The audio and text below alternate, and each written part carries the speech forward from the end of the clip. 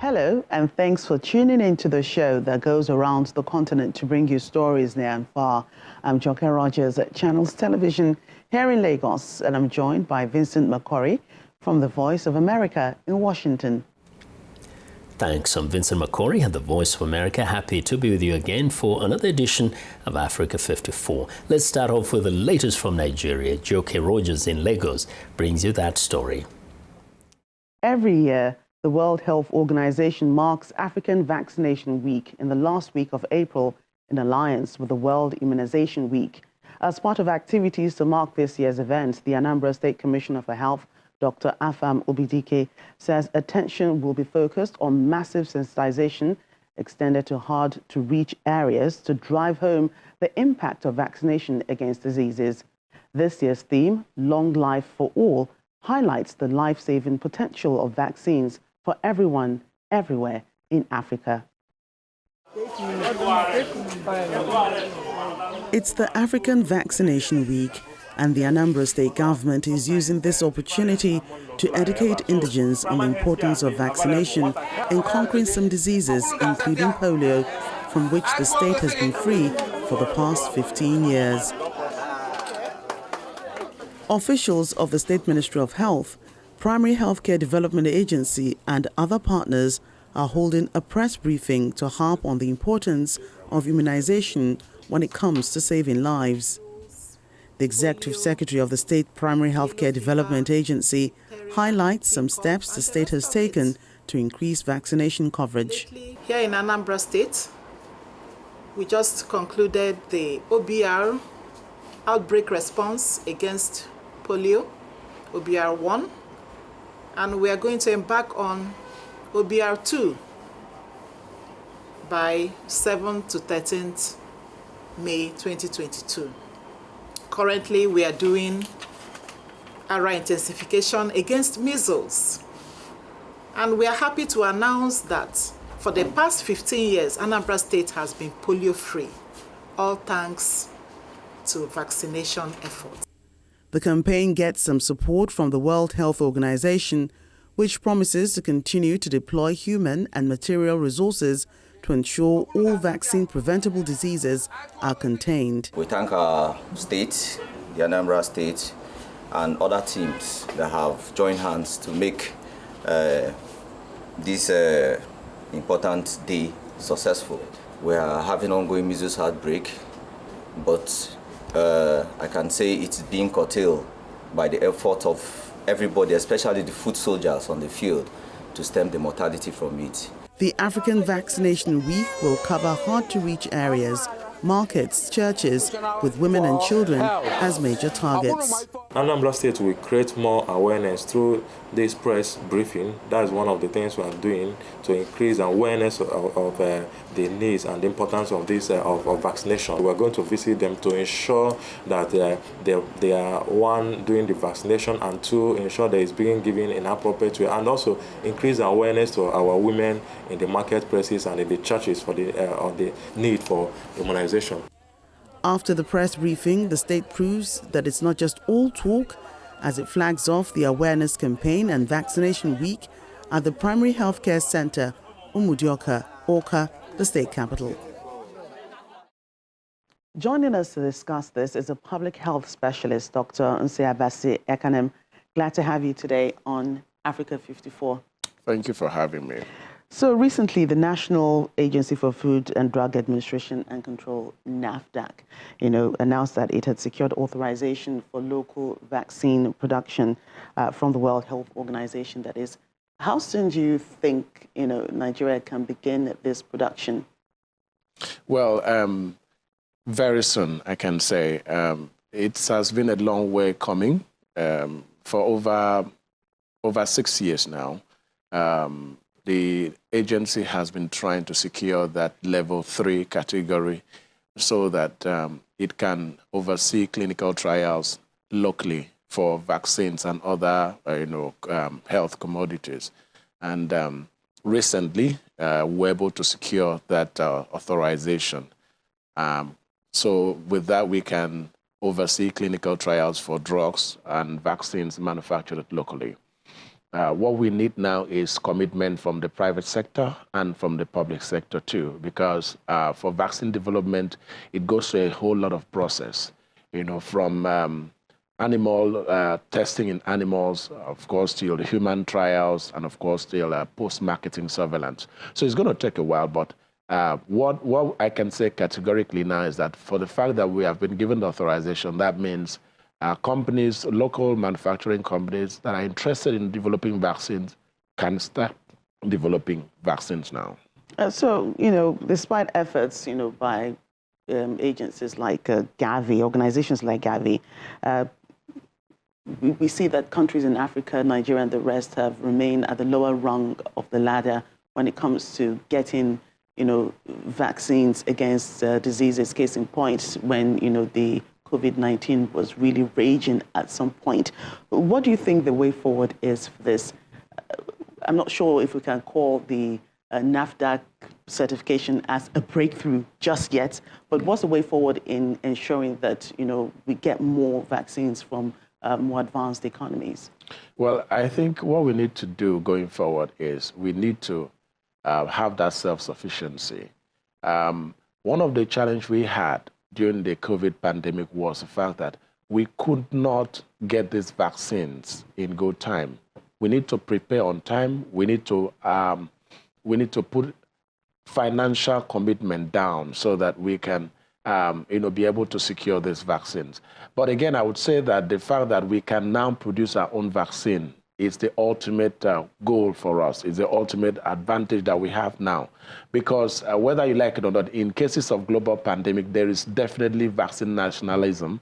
And because of that, we couldn't access the vaccine. But now that we can produce our own vaccine, we could definitely be in a good position to have our own vaccine and ensure that all Nigerians, and in extension, all Africans, have access to vaccine to prevent infectious diseases. Right, so the access to vaccines is one thing, but when you're dealing with locals, people who probably, these kind of things are alien to, you get what you call vaccine hesitancy. How do we begin to address this challenge? Well, I think we need to roll out more public health educational programs. It's very important because we are living in a society where people are very, very superstitious. Sometimes we believe myths around vaccines and what it can do, the negative impact of vaccines. But if we roll out more health educational programs, particularly targeting the grassroots, then we would be able to, cause that behavioral change among people, so they will see the benefits of vaccine rather than the potential adverse effects associated with immunization. That way we can reduce substantially vaccine hesitancy among the people of Nigeria. Right, so as a public health specialist, we can't really say that we've put the COVID-19 pandemic behind us.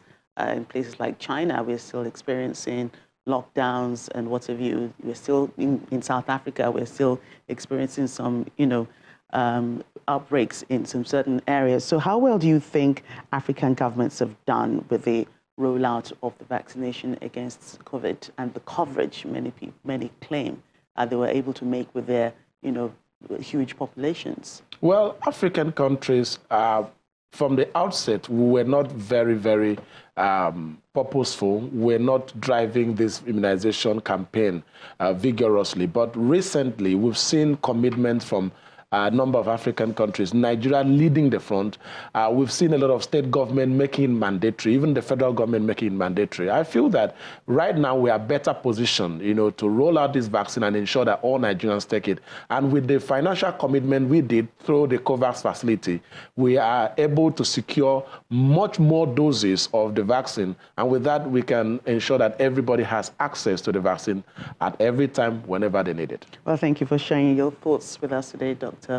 Nsiabasi Ekanem. Thank you for coming on Africa. Thank you for having me. Welcome back to Africa 54. I'm Vincent Makori in Washington. Russia's invasion of Ukraine has left a sour taste for South Africa's citrus farmers, who are facing millions of dollars in losses over sanctions that have closed off the Russian market. South Africa is the world's second largest citrus exporter, and farmers are scrambling to find other markets before the fruit spoils. For VOA, Linda Giftash reports from Groblersdal, South Africa. South Africa normally sees up to 10% of its $2 billion in citrus exports headed to Russia. That's now on hold because of sanctions from Russia's invasion of Ukraine. After 2 years of export disruptions from the coronavirus pandemic, unrest, and cyber attacks on the ports, the loss of the Russian market is another blow to South African farmers. I think we will survive this one. But yeah, it's going to be a tough year. And although demand is growing in the current markets, it's not growing that fast or rapidly that it can absorb this. The 10%. Farmer Pete Engelbrecht was forced to reroute a shipment of lemons this season that was on a vessel bound for Russia.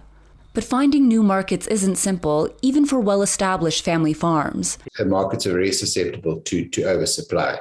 And because the product obviously can't be stored for any length of time, if there's too much in the market, it either has to be seriously discounted to move the fruit quicker, or it just wastes eventually.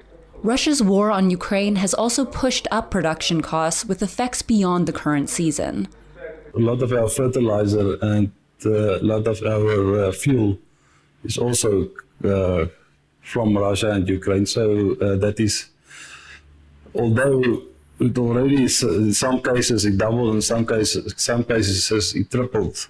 I think we will have more of an effect in the coming few months. So yes.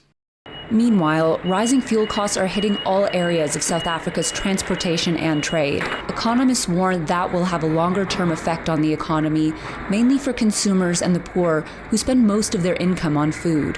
You're going to see inflation going through the roof. What is really going to be bad for South Africa is that the kind of inflation that we're going to experience will be very high levels of food inflation because of the Ukraine and Russia being major grain producers and also other soft commodities. While South Africa's farmers are hopeful that they can survive the market loss, if future growing seasons are disrupted, they may have to cut jobs. With South Africa's unemployment rate hitting a record 35%, the citrus industry's 120,000 workers want to see a recovery soon so their jobs won't be at risk. Linda Giftash for VOA News, Groblersdal, South Africa. A teen skater from Nairobi's Korogocho slum, Chumbana Chumbi Likiza, has been winning contests and gaining fame across Kenya. The skating champion, who hopes the sport will be her ticket out of the country, says her prize money helps pay families' bills and fund her goal of becoming an international professional skater. The skating industry in Kenya has been thriving as opposed to the common notion that it's only a sport for the well-off. In Korogocho, one of Kenya's toughest slums, 18-year-old Chumbana Likiza and her training partner are sharpening their technique by skating long and wide curves down a garbage-strewn street. Likiza is one of the best speed skaters in the country, a fringe sport in Kenya, which most sports fans only know for its legendary mid to long distance runners. I can see skating getting me out of here, like overseas, for instance. I want to live abroad. I believe that skating will get me out of here and will take me overseas.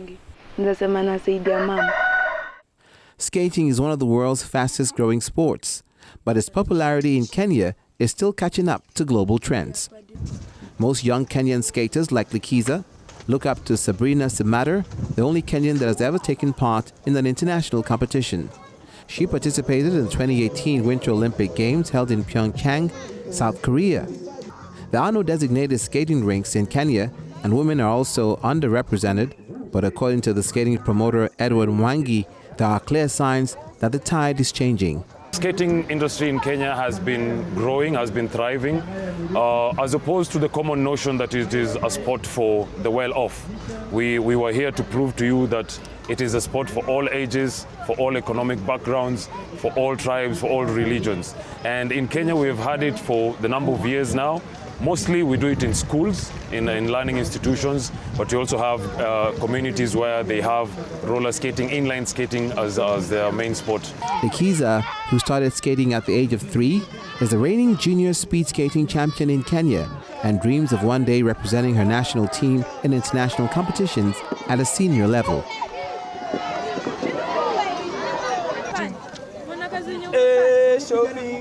Many businesses rely on fast shipments by sea and land to get the components they need to make and distribute their finished products to customers.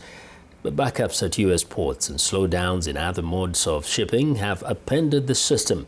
Viewers Mike O'Sullivan reports on how one California toy company is coping.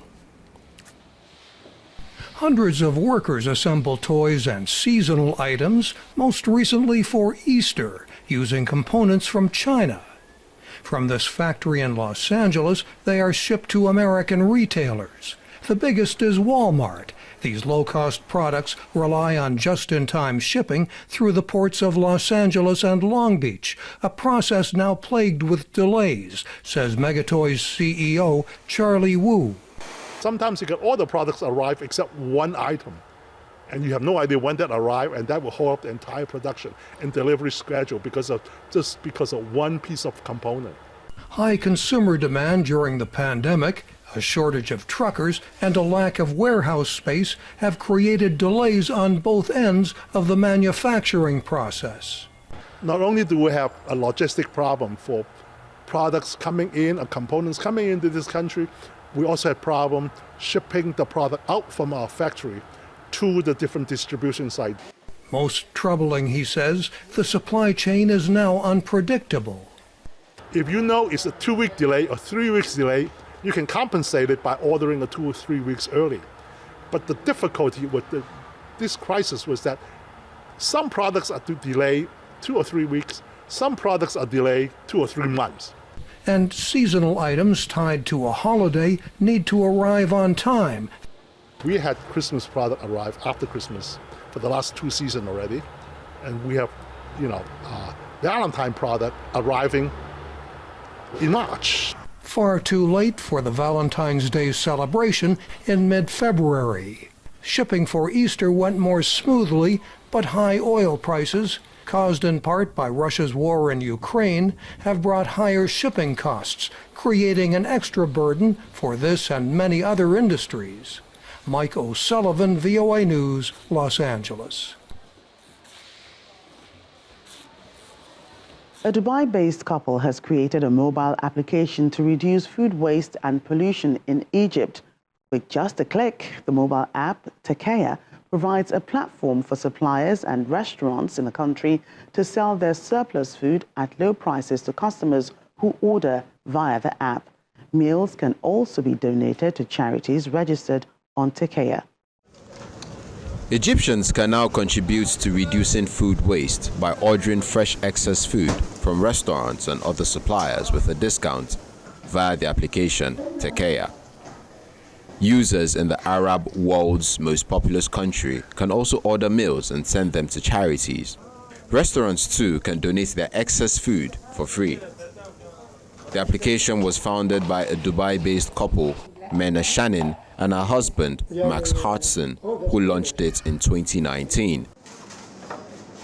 Hartson said they managed to save around 40,000 meals in 2021. This is something you really contribute to society with. It's all what we do. I mean, even the fact that I'm talking to you, it's because of all what we've done. In 2021, we saved around 40,000 meals. That's a big number, right? 40,000 meals saved, which is equal to 85 tons of CO2. And we are absolutely proud of this. While the application now relies on a provider-to-consumer model, a future phase of the project will introduce a provider-to-provider model, where supermarkets sell their excess products to restaurants at reduced prices. In Egypt, a country with a population of about 100 million, household food waste is estimated to reach 91 kilograms per person per year, according to the United Nations Environmental Programme Food Waste Index, published in 2021. Founders say they hope to work across the food supply chain and reduce food loss in farms as well. Scientists in Kenya are testing the region's first project using solar panels to shade crops while generating clean energy. The technology is called agrivoltaics. Successful trials have shown that growing crops under solar panels reduces water loss and results in higher yields in areas prone to drought. Juma Majanga reports from Kajiado, Kenya. Under Kenya's scorching sun and clear skies, about 60 kilometers south of Nairobi, Ann Watkins, a local farmer in Kajiado County, is learning a new technology called agrivoltaic. The white fries are also mingi sana. The technique involves using solar panels to shade crops, harvest rainwater, and generate clean energy. This is a new technology which saves on so much. And with the climate change, and especially with the solar production, I think with the solar it's free. We have to maximize to save again on climate change, and basically to save on costs, especially in those arid and semi-arid areas. The agrivoltaic system has been used successfully in Western countries like the United States and Germany. But this is the first such project in Africa. Year-long research with scientists from the University of Sheffield in the United Kingdom, World Agroforestry and Kajiado-based Latia Agropreneurship Institute has yielded positive results for the project dubbed Harvesting the Sun Twice. We had two plots. We have the control plot that is grown under the normal conditions. And what we were able to know is that after the analysis, we were able to get that the crops that were grown under the panels performed better.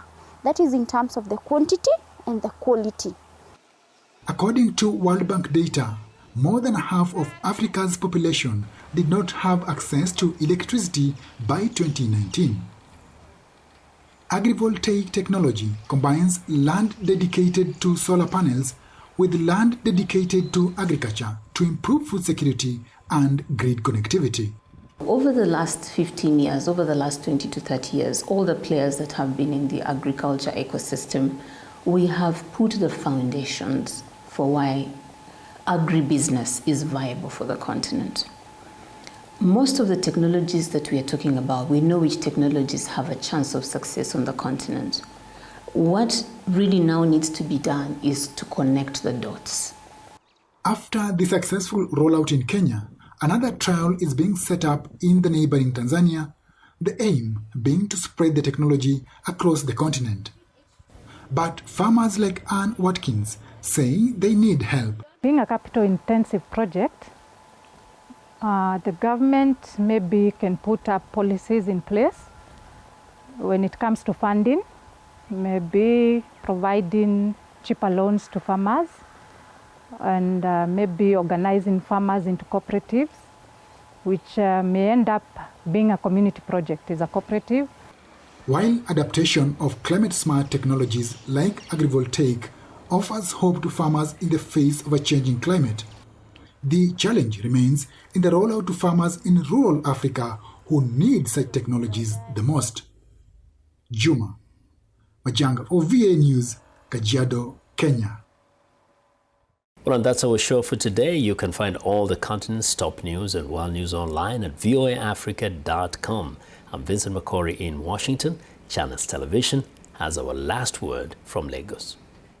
We look forward to bringing you another show next week. To remember that channelstv.com is your source for news and other programming.